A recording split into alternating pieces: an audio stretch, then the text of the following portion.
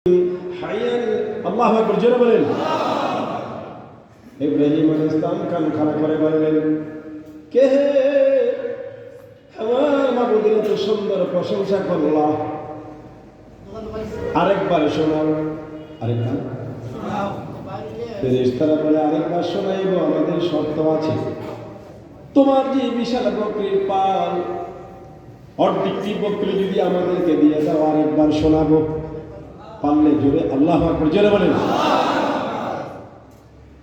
ইব্রাহিম বলেন, শোনো, কি যে মধুর নাম, আমার আল্লাহর প্রশংসা। যাও, আমার তামাম বকরি, অর্ধেকটি বকরি তোমাদের দিয়ে দিলাম, তবু আমাকে আরেকবার শোনাও। ফেরেশতারা বলে, সুবহানা জিল মুলকি ওয়াল মালাকুতি, সুবহানা জিল ইজ্জতি ওয়াল আজমতি ওয়াল হাইবাতি ওয়াল কিবরিয়া।